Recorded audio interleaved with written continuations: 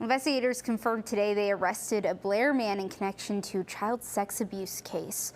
Washington County authorities said they arrested Matthew Saunders near his home and served several search warrants. He faces 10 counts of sexual assault of a child and 4 other charges, including intentional child abuse and terroristic threats. Authorities say the alleged crimes happened between January of 2023 and May of last year. We spoke with the Washington County attorney today about how this investigation unfolded. In the course of this investigation, we were aware of some of the activities of Mr. Saunders that were investigated by the Washington County Sheriff's Department.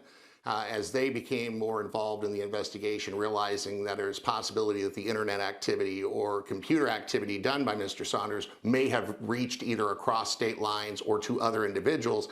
At that time, we went ahead and asked for cooperation in order to develop those kind of leads. Also, some of the computer things that go on can be a little bit labor intensive, that require some additional assistance, and things that are at a high technological level.